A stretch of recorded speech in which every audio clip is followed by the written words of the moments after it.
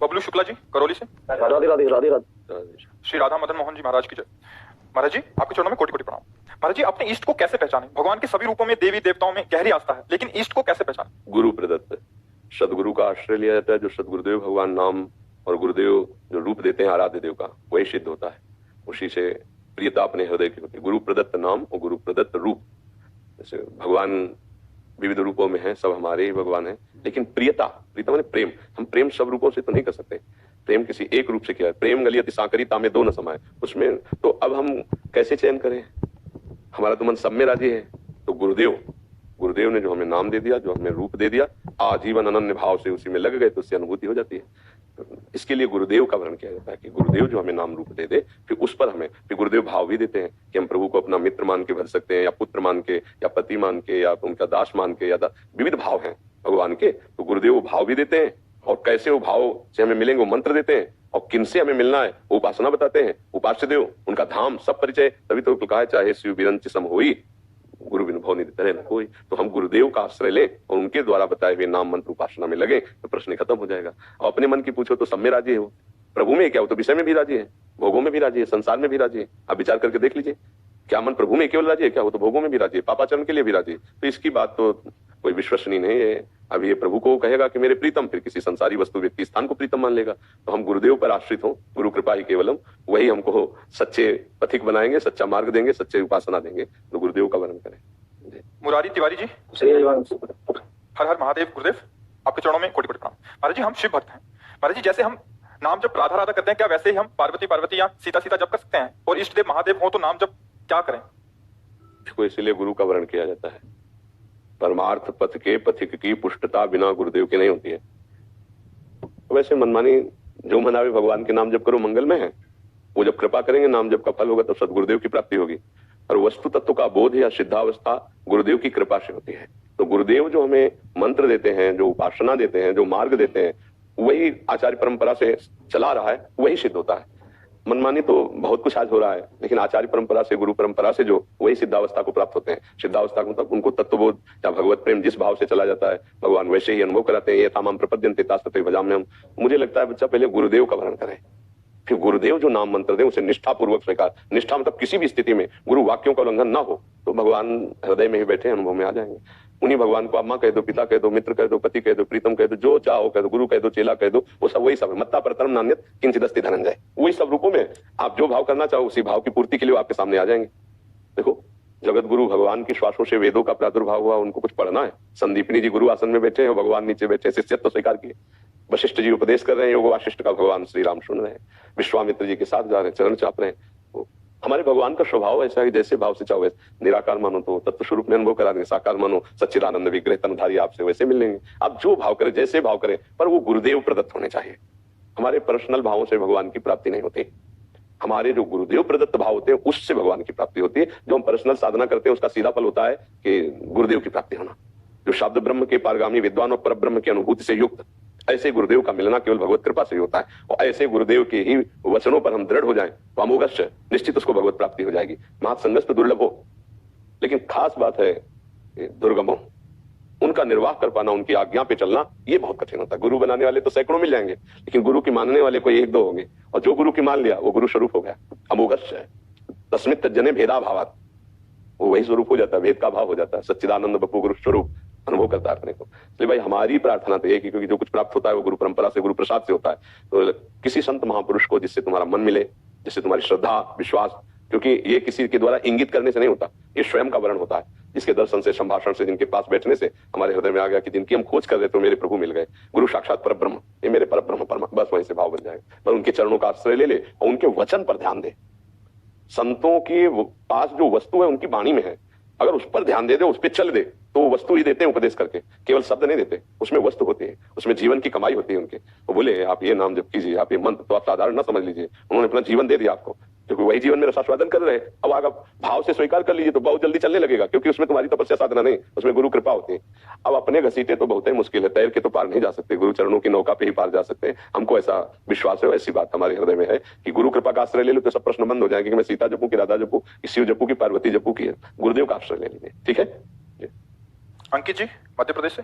राधा वल्लभ श्री हरिवंश जी। श्री हरिवंश महाराज जी, दंडवत प्रणाम। महाराज जी, ईश्वर को जानने के लिए भक्ति और ज्ञान के मार्ग में से कौन सा मार्ग ज्यादा सरल और सही है? बुद्धि प्रधान हो तो ज्ञान मार्ग में जाए, हृदय प्रधान हो तो भक्ति मार्ग में है। मूर्ख हैं हम, जो आप बोलेंगे बस उसी पे चलेंगे। देखो, अगर आप अपने को मूर्ख साबित करते हो तो बहुत बड़ी कृपा है, अंगुली पकड़ लो किसी महापुरुष की, भगवान के वाक्यों को चल दो। और जब ज्ञानी अपने को समझो तो वेदांत पहले बुद्धि को घसो, रगड़ो वेदांत में और इतना दौड़ो कि थक जाओ। तो ये दौड़ भाग है। भगवत प्राप्ति तभी होती है जब उपासक का कोई भी बल नहीं रह जाता। अपबल तपबल और बाहुबल चौथो बल है दाम, शूर किशोर कृपाते हारे को हरिनाम, सब बल हारे को हरिनाम। जिस समय जीव हार कर भगवान की शरण में हो जाता है तभी वो भगवत आनंद को प्राप्त। यहाँ हारना नहीं आया, अन्य आश्रय सबके हृदय में बना रहता है। धन का आश्रय, पद का आश्रय, भोगों का आश्रय, व्यक्ति का आश्रय, बहुत आश्रय है। तो इसलिए हम प्रभु को जानने के लिए प्रभु में तन्मय होना पड़ेगा। संसार को जानने के लिए संसार से राग रहित होना पड़ेगा। यहाँ हमारा उल्टा है, संसार में तन्मयता है, हम प्रभु को जानना चाहते हैं, कैसे जान सकते हो? तो इसलिए नाम जप करो। जो जिम्मेदारी है घर की वो भगवत सेवा है। तुम नाम जप करो और अपने कर्तव्य कर्म को भगवान की सेवा समझो। पाप कर्म जानते हो कि पाप कर्म किसे कहते हैं, वो मत करो। और जो कर्म कर रहे हो उनको भगवान को अर्पित कर दो। बस यत करोषि, जो कर रहे हो जहां भगवान को अर्पित किया तो तुम्हारा देहाभिमान गलित होने लगेगा। देखो, जब हम इस शरीर से संसार के असत भोगों को भोगते हैं तो संसार का प्रभाव शरीर को मलिन करता है। जब हम मन से इसका मनन चिंतन संकल्प करते हैं तो मन को अपवित्र करता है। जब बुद्धि से निश्चय करते हैं तो बुद्धि अपवित्र होती है। और जब इसके हम भोक्ता बनते हैं तो हमारा अहम अपवित्र हो जाता है। सब अपवित्र ही अपवित्र है। अपवित्र अंतःकरण में अपवित्र विचारों की ही बाहुल्यता होगी। आप अंदर से देख लो, नाम जब शुरू करो फिर देखो अंदर। जैसे ऐसे यहाँ कुछ कूड़ा नहीं दिखाई दे रहा, लेकिन हटो और सब झाड़ कर सोनी लगाओ, फिर तुम्हें अलग कूड़ा दिखाई देगा, वो है। तो नाम की सोनी फेंको अंदर, राधा राधा राधा भी दिखाई देगा, कितना कूड़ा करकट जमा है। जब हम इस शरीर से परहित के कार्य करते हैं, दूसरों को सुख पहुंचाते हैं, धर्माचरण करते हैं तो शरीर पवित्र होता है। जब हम मन से भगवान का मनन करते हैं, दूसरों का हित मनन करते हैं तो मन पवित्र होता है। जब हमारा स्वयं का दासत्व भगवान के प्रति होता है कि ये सब भगवान की कृपा से हो रहा, तो अहम पवित्र हो जाता है। अभी सब मलिन है। इसलिए नाम जप करो, अपने कर्तव्य का पालन करो, सत्संग जरूर सुनते रहो, क्योंकि सत्संग वो तुमको रास्ता बताएगा, रास्ते में चलने की सामर्थ्य देगा और रास्ते की सावधानियां कि हम परमार्थ में कैसे चलें जिससे भ्रष्ट ना हो जाए। नहीं तो बहुत बड़ा जादूगर का खेल है, ये समझ पाना बहुत कठिन है। चलन चलन सब कोई कहे, बिरला पहुंचे कोय, एक कंचन एक कामिनी दुर्लभ घाटी दोए। अब इनसे अगर निकल पड़ा तो कंचन तजना सहज है, सहज तिया का ने, मान बड़ाई ईर्ष्या दुर्लभ तजना ए। जब इससे भी निकल जाए, तीन खाइयां हैं जिसमें अच्छे साधक को गिराया जाता है। जो गिरे हुए उनकी तो बात ही क्या है। अच्छा साधक जो भगवान के मार्ग में चलता है, माया उसको इन तीन खाइयों में गिराती है कि पुनः ना चढ़ पावे। वो एक कंचन, एक कामिनी, एक कीर्ति। अगर तीनों खाइयों को पार कर गया तो तीनों ऐषणाओं को पार करने वाला, लोकेषणा, वित्तेषणा, पुत्तेषणा, वो तीनों लोकों पर विजय प्राप्त करके भगवान के प्रेम को प्राप्त हो जाता है, भगवान के ज्ञान को प्राप्त हो जाता है। अर्थात अभेद ज्ञान हो जाता है या भेद विस्मृत होकर के प्रेम हो जाता है। अब चले तब है, ये तो बड़ी ऊंची ऊंची बातें हैं। बस नाम जप करो, मन लगे न लगे, भाव बने ना बने, नाम जपत मंगल दिस दस हो, राधा राधा राधा राधा। कोई नशा न करे, कोई गंदी बात न करे तो बढ़िया काम बन जाए। वो चलता था प्रभु, वो भी सारा रुक गया। 6 महीने हो गए प्रभु, कोई नॉनवेज भी पहले चलता था, सारा बंद कर दिया। हाँ, अगर वो चलता रहेगा तो तुमको भी चला देगा नरक की तरफ, इसीलिए वो बंद कर दोगे तो तुम्हारा चलना रुक जाएगा। ठीक है, हाँ बढ़िया है। मिल जाए प्रभु। हाँ, हम सबसे प्रार्थना करते हैं कि जैसे धन मद होता है या विचार मद होता है, अहंकार विचारों में होता है, हमारे लिए आहार भगवान ने निश्चित किया है। अलग अलग जीवों का आहार है।